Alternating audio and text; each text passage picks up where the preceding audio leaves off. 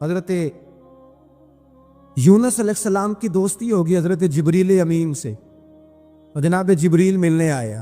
حضرت یونس علیہ السلام فرمانے لگے جبریل میرا دل کرتا ہے مجھے اس بندے کی ملاقات کرا جو اللہ کا سب سے زیادہ عبادت گزار بندہ ہے۔ حضرت جبریل امین لے گئے دور دور فلسطین کے علاقے میں، اور لے جا کر ایک بندے سے ملاقات کرائی جس کی دونوں آنکھیں بھی کوئی نہیں تھی، دونوں بازو بھی کوئی نہیں، دونوں پیر بھی کوئی نہیں، اور اس بندے کی زبان پر لفظ بڑا کیا جاری تھے، یا اللہ تیرا شکر ہے، اے اللہ تیرا شکر ہے، شکر شکر کر رہا تھا۔ حضرت جناب سیدنا یونس علیہ السلام کہنے لگے میں نے تجھے عبادت گزار کو ملانے کو کہا تھا، تو کہاں لے آیا؟ حضرت جبریل کہنے لگے یا یونس، یہ ہر چیز جاننے کے باوجود اپنے رب کی رضا پہ راضی ہے۔ اس وقت دنیا میں نبیوں کے بعد جس سے اللہ سب سے زیادہ پیار کر رہا ہے وہ یہی بندہ ہے، یہ اپنے رب کی رضا پہ راضی ہے۔ اے تن میرا کنگی ہووے تے میں زلف سجن دی باواں، تے پوش میرے دی جتی بن جائے تے میں یار دی قدمی آواں، مارو مارو مینو مار مکاؤ کوئی عذر نہ پیش لے آواں، تے جے سونا ہی میرے دکھ وچ راضی، جے سونا ہی میرے دکھ وچ راضی، جے سونا ہی میرے دکھ وچ راضی، تے میں سکھ نو چلے ڈاواں۔ مانا کہ جب اس حال میں راضی ہے تو بس ٹھیک ہو گیا، ٹھیک ہو گیا، وصل اچھا ہے نہ فراق اچھا ہے، بس جس حال میں محبوب رکھے وہی حال اچھا ہے، بس جس حال میں انہوں نے رکھا بات ٹھیک ہو گئی۔ اس میں اب انسان شکوہ کرتے پھرے کہ یہ کس طرح ہے وہ کس، اپنے آپ کو مطمئن رکھا ہے۔ مشکل کے بعد جو آسانی حضرت لقمان حکیم، ان کے نام پر قرآن مجید کی پوری سورت ہے۔ حضرت لقمان حکیم علیہ رحمہ آپ اپنے بیٹے کو نصیحت کر رہے تھے، کہنے لگے بیٹا کوئی مشکل آئے تو گھبرانا نہیں، کوئی مشکل آئے تو کرے بیٹوں کو سمجھ آ جائے کہ مشکل آئے تو، سمجھ آ رہی ہے بات کی، مشکل آئے تو، اور کیا خوبصورت جملے، بیٹے کو بٹھا کے کہتے ہیں بیٹا چھوٹی مشکل آئے گی تو اللہ بڑی مشکلات آسان کر دے گا، سمجھو چھوٹی مشکلات آئیں تو اللہ نے بڑی مشکلیں اس نے آسان کر دی۔ اور آپ کو بتاؤں اصل انسان ہوتا ہی وہ ہے جو مشکلوں میں جینے کا ڈھب سیکھ جاتا ہے، وہ بن جاتا ہے جو کرب کے حالات میں جینے کا سلیقہ سی۔ اپنے بچوں کو یہ سمجھانا کہ حضرت لقمان بیٹے مشکل آئے تو گھبرانا نہیں، بڑی کو ٹال دیتی ہے، وہ نیکی کا اور آسانی کا پیش خیمہ ہوتی ہے۔ اللہ اس کے بعد آسانی سمجھا رہے ہیں۔ کچھ دنوں کے بعد کہنے لگے آؤ فلاں اللہ کے نبی کی ملاقات کو چمچ، فلاں نبی علیہ السلام سے ملنے چلتے ہیں۔ اس زمانے میں جو نبی تھے ان سے ملنے چلے گئے، بیٹے کو بات یاد تھی، گھوڑے پہ بیٹھے، امام ابن جوزی نے اس کو لکھا ہے، گھوڑے پہ بیٹھے تھے دونوں کے پاس گھوڑے تھے۔ اب رستہ بہت زیادہ تھا، کھانا ساتھ لے لیا، پانی ساتھ لے لیا، رستہ لمبا تھا، صحرا کا علاقہ تھا۔ جب جانے لگے تو اتنی سخت گرمی ہوئی کہ گھوڑے بھی بے ہوش ہونے لگے، اچانک ایسی گرم لو چلی کہ گھوڑے بھی۔ اب دونوں باپ بیٹا جو تھے وہ بڑی جوش میں تھے کہ جانا ہی جانا ہے، گھوڑے سے اتر کر کے پیدل چلنے لگے۔ اب پیدل چلتے چلتے ذرا آگے گئے تو اب گرمی میں جتنا بندہ پیدل چلتا ہے اتنا پیاس بھی زیادہ لگتی ہے، تو پانی پیتے رہے، کھانا کھاتے رہے، کھانا پانی بھی ختم ہو گیا۔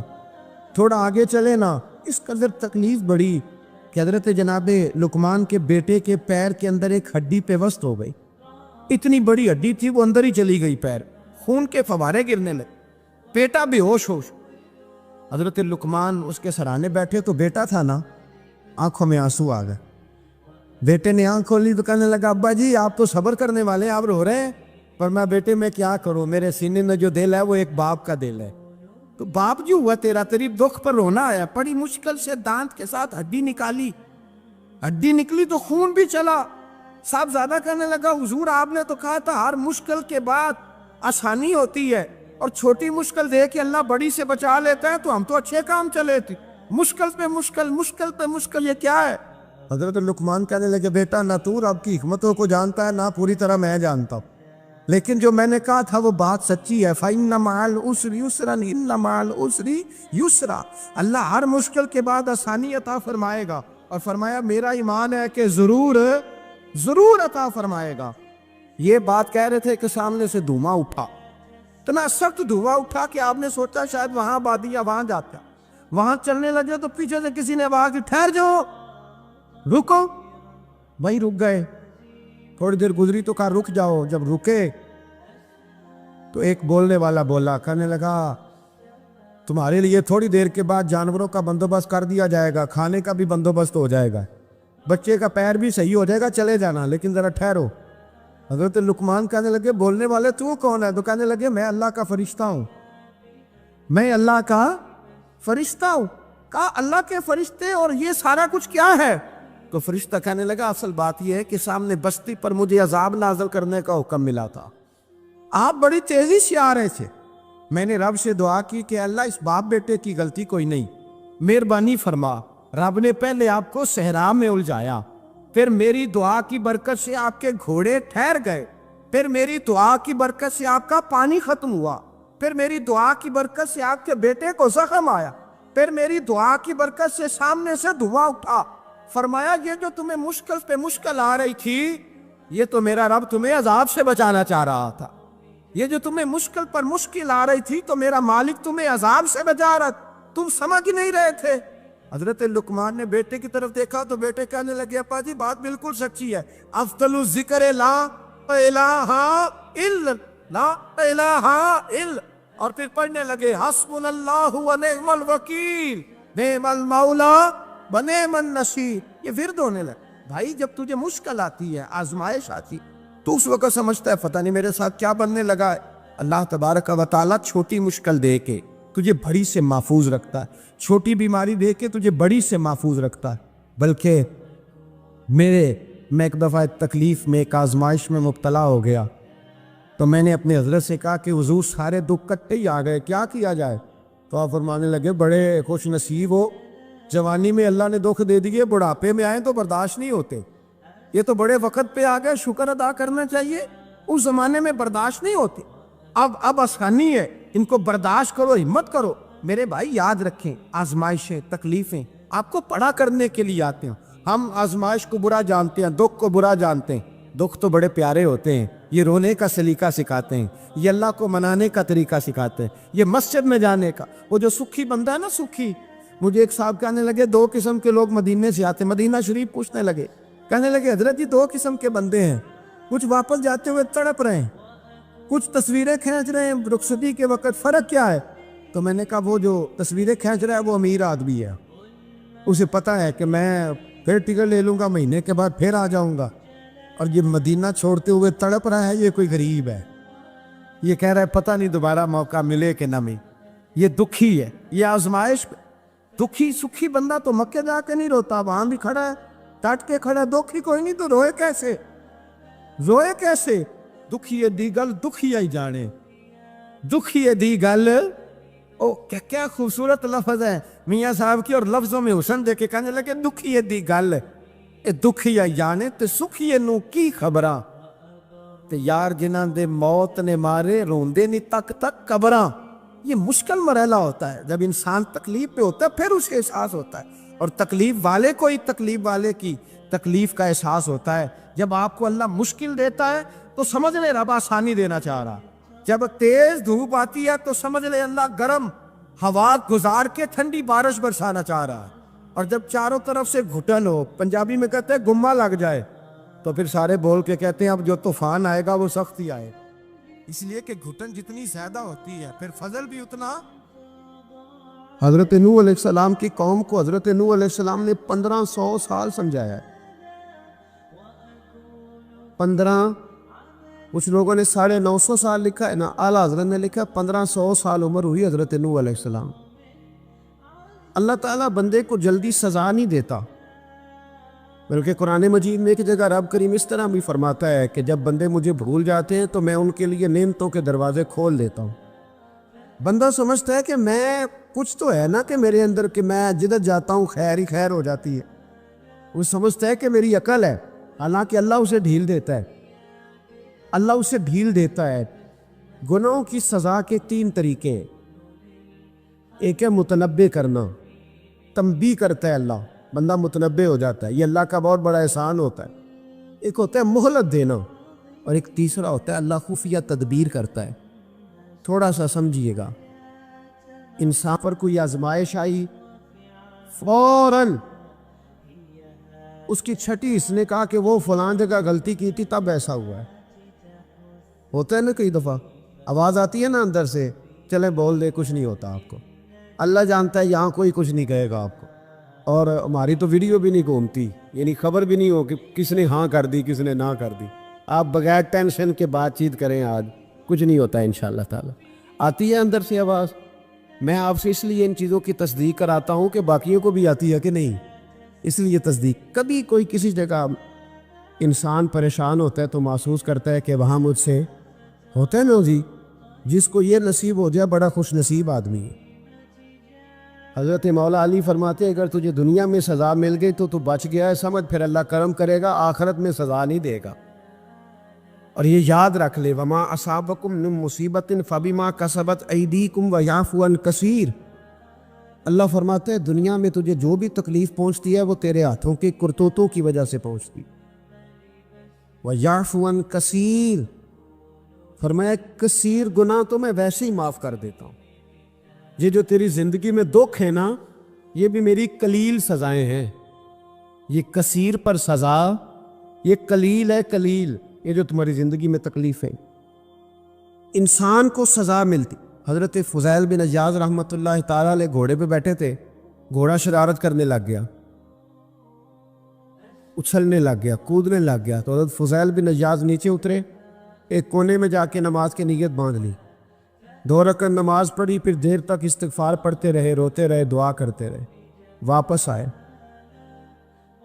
خادم عرض کرنے لگے حضور سمجھ نہیں آئی، گھوڑے نے تھوڑی سی شرارت کی، وہ بدکا ہے، آپ نے اس کو چھوڑا ہے اور چھوڑ کر کے آپ نماز میں لگ گئے۔ تو حضرت فضیل بن عیاض فرمانے لگے جب بندہ اللہ کی نافرمانی کرتا ہے نا تو جو چیزیں اس کی فرما بردار ہوتی ہیں وہ اس کی نافرمانی کرنے لگ جاتی، تو مجھے محسوس ہوا تھا کہ میں نے کہیں اللہ کی نافرمانی کی ہے، اس لیے ایسا ہوا ہے کہ میرے گھوڑے نے میری، تو میں توبہ کرنے لگا ہوں، اور اب دیکھتا ہوں بیٹھ کے بھلا کیا ہوتا ہے، میں نے سچی توبہ، حالانکہ مجھے یاد نہیں کہ میں کہاں بولا، پر کھری اور سچی توبہ کی، دوبارہ گھوڑے پہ بیٹھے تو گھوڑا بالکل صحیح ہو کے ساتھ چلنے لگ گیا۔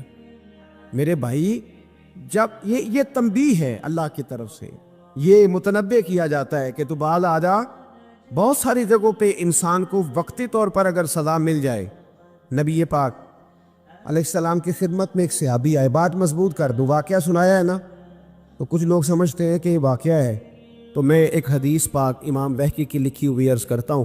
نبی پاک علیہ السلام کے ایک صحابی آئے اور ان کا سر پھٹا ہوا تھا، خون بہ رہا تھا، سرکار نے فرمایا کیا ہوا؟ عرض کی حضور ایک عورت جا رہی تھی، میری نظر پڑی، ابھی نظر پڑی ہے کہ میرے آگے ستون آ گیا تو میرے سر پہ لگ گیا۔ نبی پاک صلی اللہ علیہ وسلم نے فرمایا تیرے لیے خوشخبری ہے، اگر دنیا میں تیری غلطی کی تجھے سزا ملی ہے تو پھر رب تجھے قیامت میں سزا نہیں دے گا، پھر اللہ قیامت میں سزا، بعض گناہ ایسے ہیں جن کی یہاں بھی سزا ملے گی اور وہاں بھی ملے، لیکن میرے بھائی پہلی بات یہ ہے کہ اللہ تعالیٰ اس غلطی کی یہی سزا دے لے، اور دعا فرمائے اللہ تبارک و تعالیٰ یہاں بھی معافی عطا فرمائے، وہاں بھی معافی عطا فرمائے، اللہ درگزر ہی فرمائے۔ لیکن میرے بھائی ایک تو یہ سزا، ایک سزا یہ ہوتی ہے کہ انسان جب گناہ کرنے لگتا ہے تو اللہ نعمتوں کے دروازے کھولتا ہے، مہلت دیتا ہے، 500 سال تک فرعون کو مہلت دی، کتنے؟ یہاں جو 5 سال حکومت کر لیتا ہے وہ کہتا ہے سب سے قابل میں ہی ہوں، مجھے مہلت جو ملی ہوئی ہے، 500 سال مہلت دی اللہ تعالیٰ نے، اور فرعون کی قوم پر پتہ عذاب کس طرح کے آئے تھے؟ ٹڈیاں مسلط کر دی اللہ نے، یہ بھومتی نہیں چھوٹی سی، ہم اپنی زبان میں اس کو کچھ لوگ مختلف ناموں سے یاد کرتے ہیں، کوئی مکڑی کہتا ہے، کوئی کچھ کہتا ہے، مسلط کر دی، جاتی نہیں، ان پر بنی اسرائیل کے ان مقابل جو فرعون کی قوم تھی ان پر الزام اس طرح کا عذاب آیا کہ مینڈک مسلط کر دی اللہ تعالیٰ، برتن کھولتے تھے اندر مینڈک نکلتا تھا، دنیا کی ہر دوائی استعمال کرتے تھے لیکن مینڈک نکل آتا تھا۔ تھوڑا سا سمجھا کریں چیزوں کو، ہمارے رنگ نہیں زیادہ گورے کہ ہم پر عذاب نہیں آتا، کوئی بہت زیادہ اللہ تعالیٰ معاف فرمائے دولت نہیں جمع کرا بیٹھے شاہی خزانے میں کہ ہم سے پوچھا نہیں جائے، بندہ یہ مہلت ہے، مہلت کو مہلت سمجھو، پھر جب پکڑ آتی ہے نا اللہ کریم کی، میں نے دیکھا ہے کروڑوں روپیہ، 6 اولادیں، ایک شخص کے بچے باہر سے آ رہے تھے، وہ بندہ بیمار تھا، مجھے کہنے لگا حضرت جی دعا کریں میں ان کے آنے سے پہلے پہلے مر جاؤں ورنہ آ کے مجھے مار دیں گے. دعا کریں. اتنی بے سکونی، کروڑوں روپیہ پڑا ہے تو یہ عذاب نہیں؟ کوئی ضروری ہے کہ پتھر ہی برسیں گے تو سمجھ آئے گی؟ یہ جو سگا بیٹا بوڑھے باپ کے قریب سے گزر جاتا ہے سلام نہیں لیتا تو اس کو عذاب نہیں سمجھتے؟ یہ جو امت کی بیٹیاں، امت کی بچیاں، ہماری بچیاں ایک سال کے اندر 75,000 ہزار بچی ایک ڈویژن سے بھاگ کے شادی کر رہی ہے اور ایک صوبے سے، تو اس کو آپ اللہ کا عذاب نہیں سمجھتے؟ یہ معمولی بات ہے. نہیں ہمارے رنگ ہو رہے، ہم بڑے سمارٹ ہیں. 1500 سال مہلت دی نوح علیہ السلام کی قوم کو. کتنے سال؟ بول کے بتائیے، بول کے دوبارہ بولیے. 1500 سال. کوئی آدمی اپنی سمارٹنس پہ خوش نہ ہو جائے کہ 20 سال ہو گئے میں تو نافرمانی بھی کھا رہا ہوں، روٹی بھی پک رہی ہے، میں تو حرام بھی کھا رہا ہوں پھر بھی سب ٹھیک ہے. 1500 سال مہلت دی. پھر حضرت نوح کہنے لگے اللہ میں نے تو بڑا سمجھایا نہیں باز آتے. تو رب کریم نے فرمایا کشتی بناؤ. اللہ کے پیغمبر کشتی بنانے لگے تو قوم مذاق اڑانے لگ گئی. اب کیا کرنے لگے ہو؟ اب کشتی بنانے لگے ہو، خیر تو ہے، قوم مذاق اڑا رہی ہے. حضرت نوح علیہ السلام کا آپ نے کشتی بنائی، پانی کہاں سے نکلا؟ نہ بارشیں ہوئی نہ سیلاب آئے. ایک تندور تھا اس کے اندر سے پانی نکلنا شروع ہو. کبھی تو دور سے بھی پانی نکلا ہے، پر جب نکالنے والا چاہتا ہے تو وہاں سے بھی ایک تندور سے پانی نکلا. اتنا نکلا اتنا نکلا اتنا نکلا کہ قوم ساری ڈوب گئی. قرآن مجید کے صفحات شہادت دیں گے کہ حضرت نوح کی قوم کا بچہ بہ گیا. بچے صرف وہ تھے جو حضرت نوح کے ساتھ ہو گئے، تباہ ہو گئی. اللہ بے نیاز ہے، بے نیاز. 1500 سال مہلت ملے اور تو پھر بھی کہے رب بڑا کریم ہے معاف کر دے گا. 1500 سال تجھے گنجائش دے اور تو کہے کوئی نہیں بات معافی ملنی چاہیے ابھی بھی. میرے بھائی حضرت صالح علیہ السلام کی قوم، حضرت صالح نے تبلیغ شروع کی تو کہنے لگے پہلے معجزہ دکھاؤ. جی آج تو نہ لوگ معجزے مانگتے ہیں. آج بھی لوگ کرامتیں اور معجزے، اللہ معاف کرے، جو چیزیں معجزہ تو ہو نہیں سکتا لیکن آج بھی لوگ، آپ یقین کریں، کہتے ہیں یہ بڑی نمازیں پڑھتا ہے تو پھر بخشا کیوں نہیں گیا، پھر کیوں نہیں منو سلوا کیوں نہیں اترا اس پر، پھر میں بھی اسی طرح ہی لوں، کیا اس کے اندر خوبی آ گئی؟ مولوی بھی ویسے ہی ہے، صوفی بھی ویسے ہی ہے. لوگ مان بھی رہے، روز دلیلیں مان بھی رہے، ابھی بھی لوگ بحث نہیں کرتے. کیا فرق آ گیا؟ ابھی ویسے ہی ہیں سارے. اللہ تعالیٰ سے ڈرنا چاہیے. ہمیں سامنے والے کی طرف دیکھ کر صحیح ہونے کا حکم نہیں ہے، ہمیں اپنی اصلاح کا حکم ہے. اپنی طرف دیکھ کے اپنے آپ کو ٹھیک کرنے کا. الزام لگا کے گزر جانا اس کا کوئی مطلب؟ سنو اور یاد رکھو. حضرت صالح علیہ السلام سے کہنے لگے پہلے معجزہ دکھائیں تو حضرت صالح علیہ السلام نے فرمایا اونٹ کہاں سے پیدا ہوتے ہیں؟ کہاں اونٹنی کے بطن سے. فرمایا آؤ میں تمہیں پہاڑ کے اندر سے اونٹنی پیدا کر کے دکھاتا ہوں. کہاں سے؟ پہاڑ کے اندر سے. حضرت نوح ساتھ لے کے گئے تو پہاڑ کے اندر سے اونٹنی نکلی اور اونٹنی بھی گابن تھی، اس کے پیٹ میں بچہ، اور اونٹنی اتنا دودھ دیتی تھی کہ ساری بستی دودھ پی جاتی تھی پھر بھی دودھ بچ جایا کرتا تھا. لیکن حضرت نوح علیہ السلام نے فرمایا تم نے دیکھ تو لیا یہ اسے، یہ جتنا دودھ دے گی روٹی بھی اتنی کھائے گی. ایک دن تم سارے پانی پیو گے، ایک دن یہ سارا پانی پیا کرے گی. ایک دن تم سارے باقی جانوروں کو گھاس کھلاؤ گے، ایک دن یہ اونٹنی ہے. اونٹنی کا نام کیا؟ ناقۃ اللہ، اللہ کی اونٹنی. کس کی اونٹنی؟ نام کیا ہے؟ اللہ کی. یہ اللہ کی اونٹنی ہے. تو حضرت نوح علیہ السلام کی اونٹنی فرمایا اس کی بے ادبی نہ کرنا. باز نہیں آئے لوگ، باز نہیں آئے. کہنے لگا جی دودھ دینا تو ٹھیک ہے پر یہ جو سارا پانی پی جاتی ہے نا یہ صحیح نہیں. یہ جو ساری گھاس کھا جاتی ہے یہ نہیں تھی. دودھ دینا تو ٹھیک ہے پر یہ نہیں صحیح. آپ نے فرمایا اسے کچھ نہ کہنا، اللہ کی اونٹنی ہے. میں کہا کرتا ہوں ان لوگوں نے ناقۃ اللہ کی بے ادبی کی. حضرت نوح علیہ السلام کی اونٹنی کی ٹانگیں کاٹ دی صالح علیہ السلام کی. اور دیکھو اللہ بڑا بے نیاز ہے، اگر پیدا کرنا جانتا ہے تو حفاظت کرنی نہیں جانتا.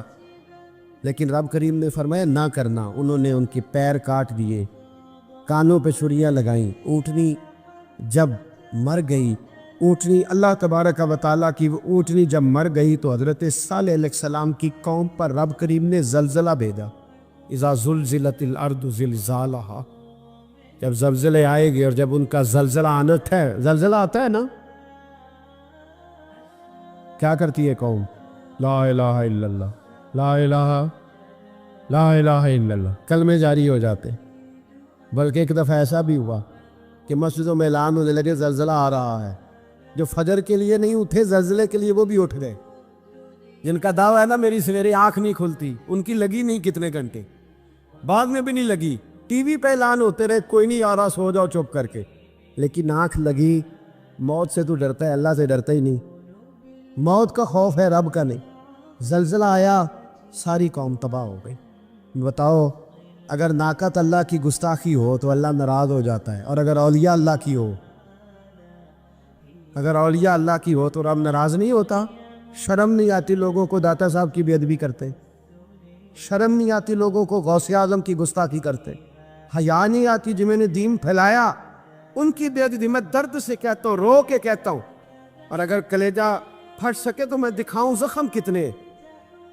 ایک حج کے موقع پر ایک بابا جی, اس سال 4,80,000 روپے کا پرائیویٹ حج تھا, اور بابا جی کی کیفیت کمزور تھی, بیچارے بیمار تھے.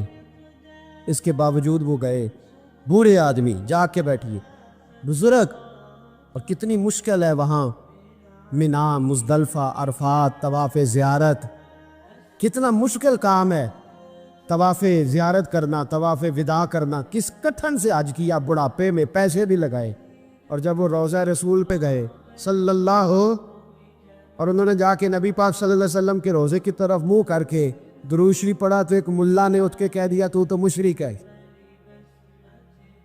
تو میری روح کانپی. میں نے کہا تجھے شرم نہیں آئی, حیا نہیں آئی؟ اس کی عمر دیکھ, کس بڑھاپے میں کہاں سے چلا, کہاں آیا. یہ مشرک ہوتا تو کسی مندر میں جاتا, یہ مشرک ہوتا تو کسی گرجے میں جاتا. یہ مشرک نہیں, یہ مومن ہے. اور یہ وہ والا مومن ہے جس کے سینے میں دل جب دھڑکتا ہے تو خالی دھڑکتا نہیں, ساتھ وہ محمد عربی پہ درود و سلام بھی پڑھتا ہے. شرم نہیں آتی لوگوں کو, اتنی بڑی گستاخی کرتے. جو روضہ رسول پہ آیا مشرک ہے. میں نے تو ایک مولوی کو صاف صاف کہا تھا, میں نے کہا اگر میں مشرک ہوں تو نکالو, مشرک کا داخلہ تو یہاں ویسے ہی منع ہے. شرم نہیں آتی, اپنی زبان کے پاس کرو کچھ. اتنا ظلم, اتنی بڑی فرقہ واریت امت میں, اتنا امت کو تقسیم کرتے ہو, تمہیں شرم نہیں آتی؟ جہاں سے اتحاد کا پیغام دینا چاہیے وہاں سے تم لوگوں کو فرقے کا پیغام دیتے, ایک مقصود فرقے کی تبلیغ کرتے ہو. خدا را, تو میں کہہ رہا ہوں ناقت اللہ کی بے ادبی پہ عذاب آتا ہے, تو اولیاء اللہ کی بے ادبی پہ نہیں آتا. داتا صاحب ساری زندگی تبلیغ کرتے رہے, ایک آدمی نے اٹھ کے کہہ دیا جناب وہ تو شرک کا اڈا ہے, تو رب کریم ناراض نہیں ہوتا ان باتوں سے؟ ہمیں خیال کرنا چاہیے, اللہ سے ڈرنا چاہیے. ان چیزوں سے عذاب آتا اور آ رہا ہے. اللہ تعالیٰ ہمیں محفوظ فرمائے. اللہ ہمیں اس سے, قوم لوط پہ بھی عذاب آیا. ہم جنس پرستی, مرد مردوں سے بدکاری کرتے. حضرت نوح نے سمجھایا کہ یہ کام درست فطرت کے خلاف ہے, یہ کام درست نہیں. جب انسان یہ کام کرتا ہے تو زمین اور آسمان کانپتے ہیں. اب میں کیسے کھول کے بتاؤں, میرے پاس اعداد و شمار ہے کہ پاکستان کے اندر اس کام کی کیفیت کیا ہے, اور کس طرح کر کے لوگ, میں تو رونا روتا رہتا ہوں داڑھی کا. لوگ کئی دفعہ کہتے ہیں حضرت صاحب پہلے بھی آئے تھے تو داڑھی کی بات, پھر بھی آئے تو داڑھی کی بات. تو میں رونا روتا ہوں, اس لیے روتا ہوں کہ جو کلین شیو نوجوان ہوتا ہے وہ امرد کے حکم میں ہے, اس پر وہی حکم لگتا ہے جو عورت پہ لگتا ہے. اس کے ساتھ مرد کا اٹھنا بیٹھنا اسی طرح نہ جائے گا جس طرح عورت کے ساتھ. حضرت جنید بغدادی رحمت اللہ تعالیٰ علیہ کے سامنے ایک شخص نے کہا وہ کتنا خوبصورت نوجوان جا رہا ہے, تو آپ فرمانے لگے تو حافظ قرآن نہیں؟ کہا ہاں. فرمانے لگے جا اپنے حفظ کی خیر بنا. وہ شخص کہتا ہے میں نے اس بغیر داڑھی والے کلین شیو نوجوان کو بری نظر سے دیکھا, مجھے قرآن پاک ہی بھول گیا, سارا قرآن پاک بھول. اور کتنے سال میں دعائیں کرتا رہا, بیت اللہ کے طواف کرتا رہا, میں یاد بھی کرتا تو نہیں ہوتا. کیسے اب اب تو ہمارا نعت کہاں بیوٹی پارلر سے ہو کے آتا ہے، ہم کسی اور کو کیا پیغام دیں؟ وہ پیغام، وہ نظام، وہ طریقہ کار جس کا حکم تھا شریعت میں، قوم لوط پر عذاب آیا۔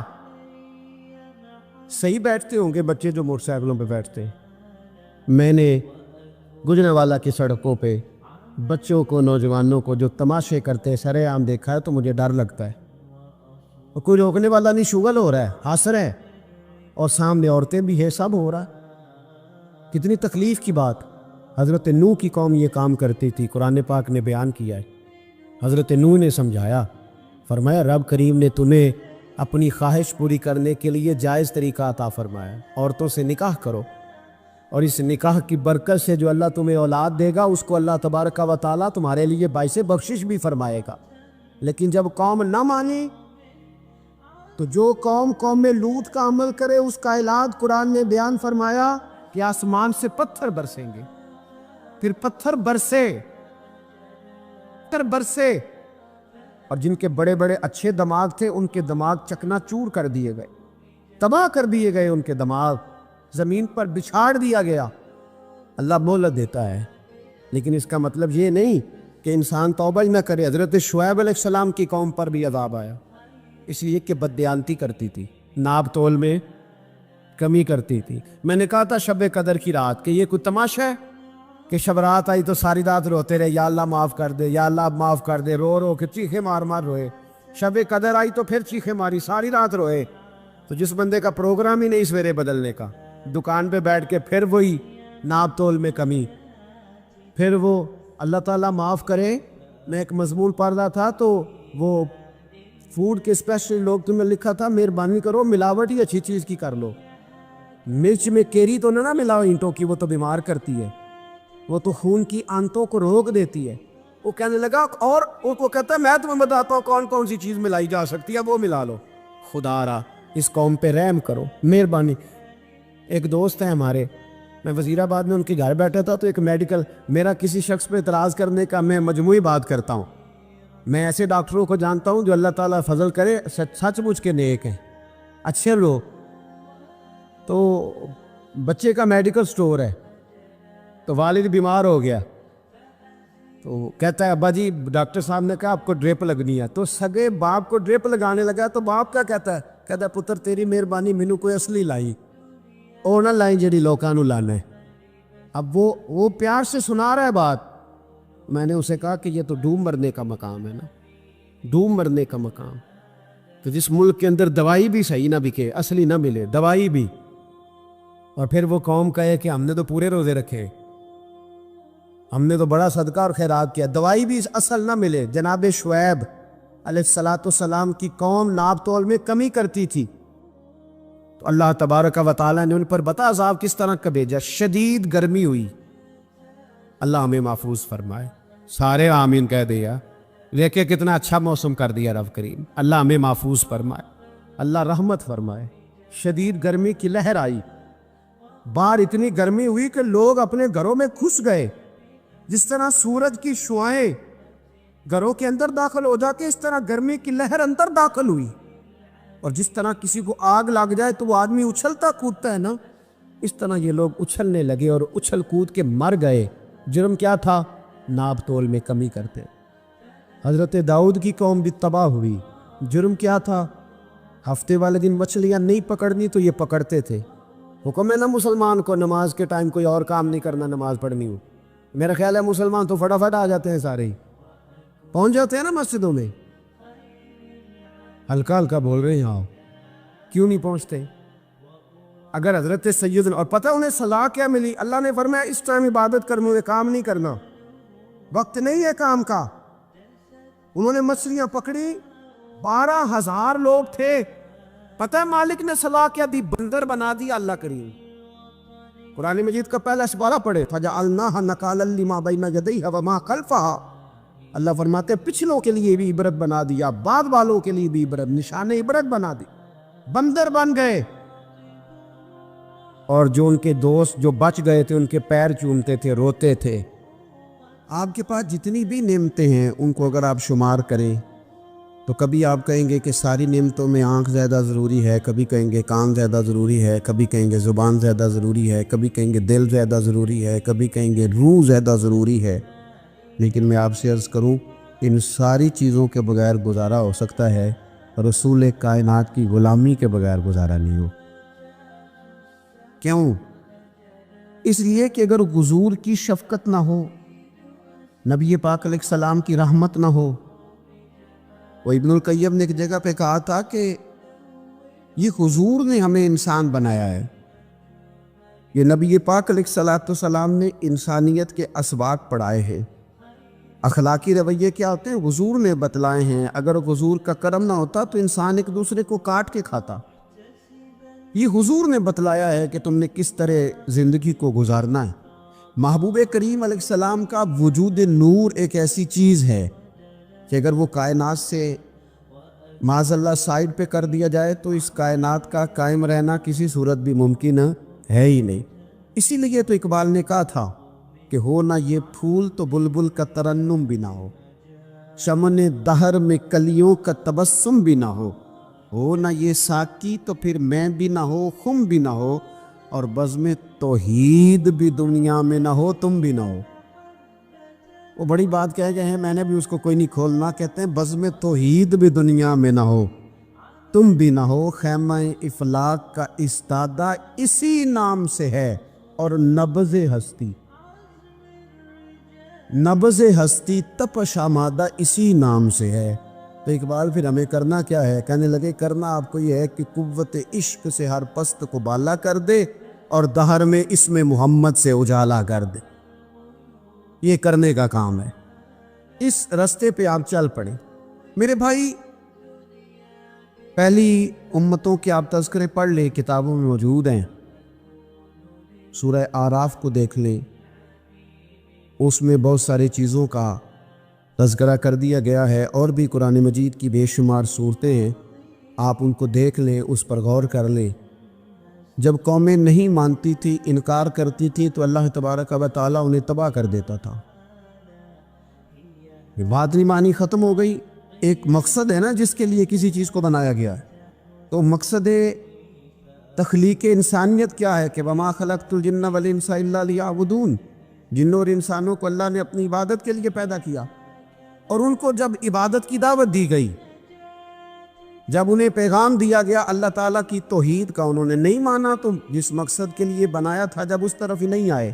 یہ پنکھا لگایا جاتا نا ہوا کے لیے، تو اگر پنکھا ہوا نہ دے تو اس کا کوئی چھت پہ کام ہے، اس کو اتار کے تو آپ سکریب والے کے پاس بھیج دیں گے، بھی ختم ہو گئی بات۔ تو مقصد جو تھا نا، اللہ کی عبادت تھی، تو جب قومیں اللہ کی عبادت کی طرف نہیں آئیں تو اللہ نے انہیں تباہ کر دیا اور صفحہ ہستی سے مٹا دیا۔ اللہ تعالیٰ کے پیارے محبوب علیہ السلام نے کفار مکہ کو، قریش کو، عالم عرب کو، عالم انسانیت کو دعوت دی، وداعیا الی اللہ باذنہ وسراجا منیرا۔ اس منصب پر فائز ہو کر حضور نے دعوت دی۔ جب انہوں نے دعوت کا انکار کیا، حضور نے انہیں عذاب سے ڈرایا، اللہ کے عذاب سے، چونکہ حضور نذیر ہے۔ انہوں نے یہ کہا کہ اگر آپ کہتے ہیں نا کہ ہم پر عذاب آئے گا تو پھر آپ وہ عذاب لے آئیں، ہم پہ آئے۔ جب کوئی آدمی منہ سے تباہی مانگے، جب کوئی شخص اپنے منہ سے یہ کہے کہ کر لیں جو ہوتا ہے معاذ اللہ، تو اگر تو سامنے والا کمزور ہو تو شاید وہ کچھ نہ کر سکے، لیکن یاد رکھنا کئی دفعہ کمزور ہوتا ہے تو کچھ نہیں کرتا، تو کئی دفعہ مہربان بڑا ہوتا ہے، رحمان اور رحیم کئی دفعہ کرم نوازی کرتا ہے۔ جب انہوں نے کہا نا کہ لائیں وہ عذاب ہے محبوب جس کا آپ وعدہ کرتے ہیں، تو اللہ نے کیا فرمایا؟ فرمایا وما کان اللہ لیعذبہم وانت فیہم۔ محبوب رب کی یہ شان ہی نہیں کہ انہیں عذاب دے، کیوں؟ اس لیے کہ آپ ان کے درمیان موجود ہیں۔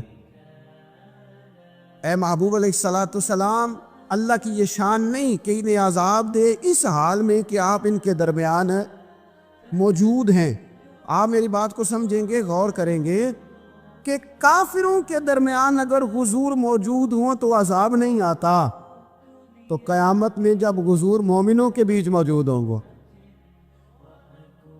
میں جو کہہ لینے دو نا کہ اساں جہاں گناہیاں دا جدوں اعمال نامہ فرول ہوئے، پھر ذرے ذرے نے سامنے آ جانا ہے، جو جو منہ تھی بولیا بول ہوئے، اساں بھی کول حضور دے بیٹھ رہنا ہے، لکھ عمل ترکڑی تول ہوے او دے کولوں بھی رب نے حساب لینا ہے جیڑا بیٹھا ہی محمد دے کول